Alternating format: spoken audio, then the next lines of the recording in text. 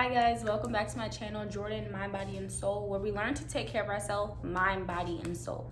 And today we actually have a Trinity topic. So a Trinity topic is basically where it's a topic that covers all three: the mind, the body, and the soul. We're gonna talk about cancel culture. Okay, so real quick, what is cancel culture? So to me, there's no defined definition, like this is the definition of cancel culture. But what it seems to be is when people collectively come together and say, no, we're not doing that. And we pretty much come together and just say, that's not happening. No, that ends today.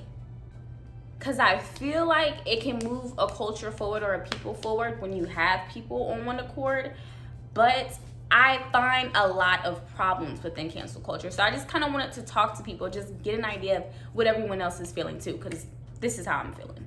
Okay, so for me, the first thing that I feel like needs to be addressed when we think of cancel culture, or when we address cancel culture, or when we cancel people or things, is that it doesn't work unless we're all on one accord, okay?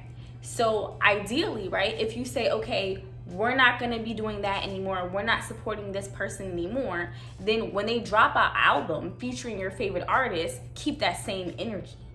When you say, okay, I don't follow them, I don't like them anymore because of this ideology, they're canceled, when they release a paid half behind apology just to keep a little bit of revenue coming in, keep that same energy. And that's why I feel like cancel culture is so annoying, because we're together when we're together, but then people do little things to get, to win you back, and then it's obsolete now. And that's why you have certain people who, I think Kevin Hart made a video about it, you have certain people who get canceled multiple times. Like, I think of people in my interactions just like subscriptions, right? If I'm subscribed to you, if I'm, joined to you, I'm connected to you, if it's canceled, it's done. I'm no longer deciding to be a part of that. I can't re-cancel because I'm done. But that's just me. If I make a decision, or if I stick to something, I'm solid on it. I'm standing on it. I feel like cancel culture does not have that same strength. It doesn't have that same type of chain commitment. It's kind of like, yeah, I'm canceling you until you do something else that wins my approval back. And that's why cancel culture to me can even be toxic. I think another way we can address cancel culture is if we call it accountability culture. He wanted to be in the video so bad, y'all. Sammy, come here.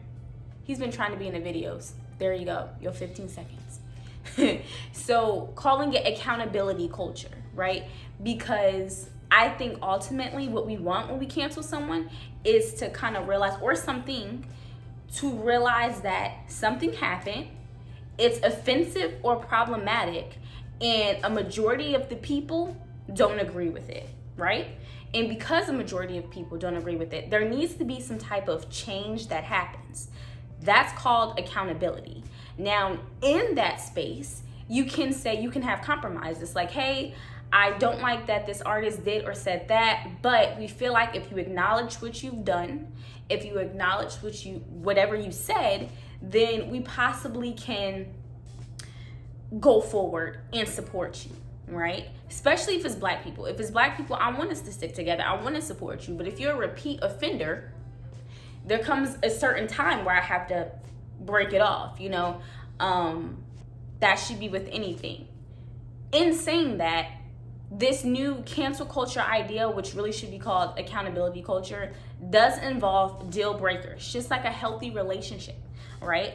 These are things that I need out of this relationship. These are the things that I can give. These are the things that you can give.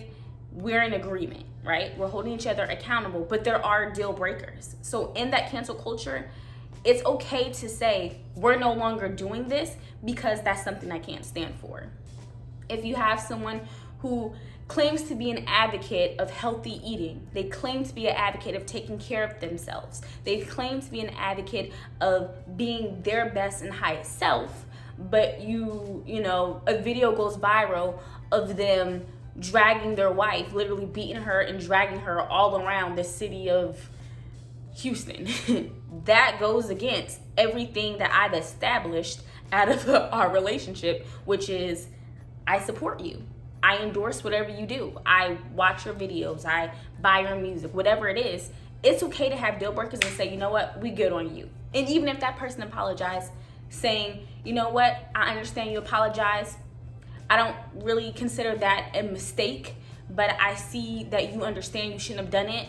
Moving forward, you need to do better for yourself. This relationship or this interaction can no longer exist. It's okay to have those deal breakers and say, this is my line. But it can't be a repeat, because then I feel like cancel culture can be toxic, because then it's, if you don't like something, then it's canceled. And then it becomes shallow then, because someone does one thing to make you mad, some celebrity says one thing that you don't like, and you're like, I'm done. But, you know, they drop an album and you get them back, but then you remember, you get upset, so you cancel them again. And it's a cycle that's unnecessary. So, for an example, if you're going to stick to something, stick to it. I canceled H&M, right? Long time ago. Look back and do some research if you need to, but they released a picture of a little boy in a shirt, and I couldn't stand for it. I stood so much onto that. To this day, I have not stepped into an H&M store. I have friends who were like, oh, we're gonna go get some from H&M real quick. I literally was like a vampire that you have to invite in. You know, like they can't come in unless you invite them in. But like, I was literally like, well, force field, can't come in, I'll catch you guys outside. And I literally sat and waited on the bench outside, because I don't stand for it. Like, I'm not with it.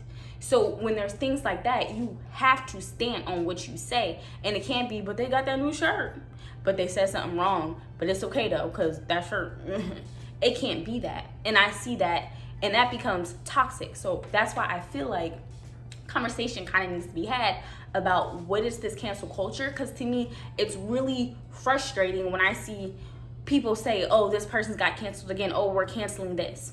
Okay, cool. So in that part, in that realm of it, right, you want to make sure that there's solutions.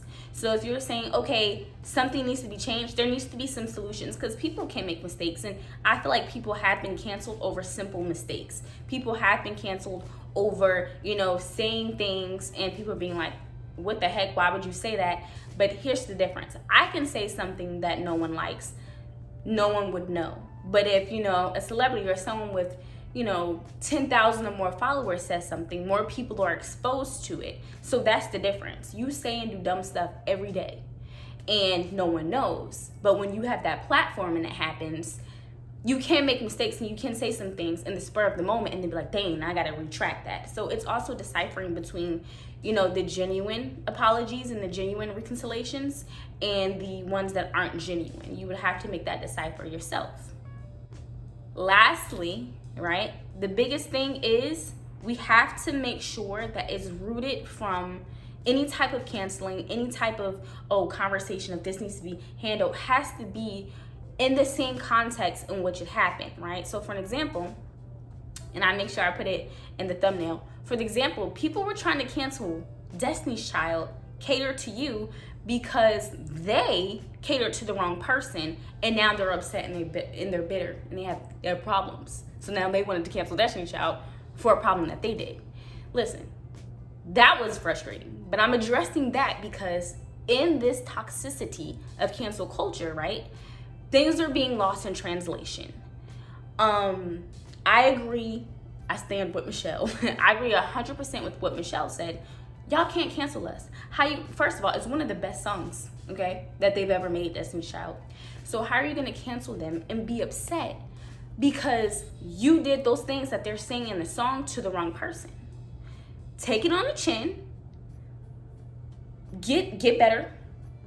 Become a better person, and then do it to the right person.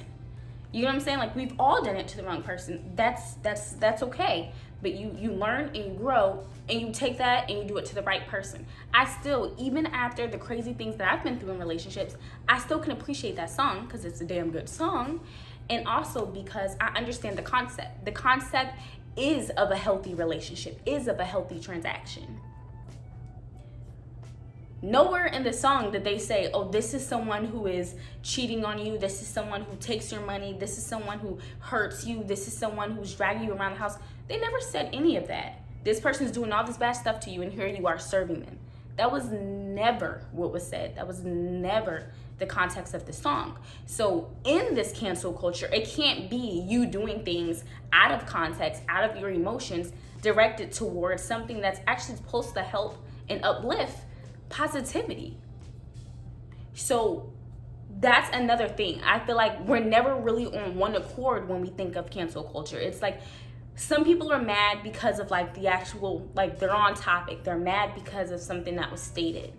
Then you got people who are mad just because they see everyone else mad. Like it becomes very disorganized, and I feel like that's why also a lot of our movements are not lasting very long, because that's where the disorganization comes in, and you got some people just canceling it just because. It has to be structured. Any type of movement. To me, canceling someone, a cancel culture, a cancel environment, or an accountability environment is structured. Acknowledgement of the problem. Hey, this is what happened. Agreements, so everyone on one accord. Yes, that is why we're mad. Yes, that's why we're mad. Good job. And then possibly reconciliation, right? Can I fix this? Can the person fix this? Or is this a deal breaker? And then from there, not being bitter, not moving on and being like, wow, I'm so tired of this person, da, da, da. Just respectfully, hey, like, they said this, I wasn't really feeling it, so I'm done. That's cool. I wish them the best though, right? Because then it's about your energy. I wish them the best. There's no hard feelings, but I can't stand for that, or I don't agree with that. So in this process, because this is something that I feel like social media has brought to us, because I mean, we're canceling people in situations and companies who've never met us, who've never had interactions with us, but the exchange that we do give often is monetary or our attention. And you can have your deal breakers, like I said, and be like, no, I'm good. So the only thing I can say about cancel culture is it needs to be rephrased to accountability culture, but it needs to be more structured. Like, it can't just be like, I don't like it, bye. Because that doesn't do anything. That's not even healthy dialogue. You know what I'm saying? So just kind of keep that in mind, and just kind of think of yourself like, hey, like, do I make mistakes? Is there something I would do? And make sure that it's something that's truly going against your values. So I'm looking at cancel culture as accountability culture, but we need to be on one accord, and it needs to be for the right reasons. It can't just be out of emotion. It can't just be off the spur of the moment, because then you get that toxic cycle of people getting canceled multiple times, which doesn't make any sense. So y'all let me know what y'all think. Comment below, like, is cancel culture really a thing? Like, is it healthy? Are we moving forward? Like, what is the purpose? What are we doing? I am tired of people and things being canceled every week. I thought it was already canceled. So y'all let me know. Y'all let me know what you're thinking. Let me know how you feel. Let's have some dialogue. Maybe we can exchange some ideas or some topics, guys. Thank you for watching. Again, this was a Trinity topic, so we got to express things that affect our mind, our body, and our soul, which we try our best to align for a healthier self. Health is wealth, guys. Have a great day.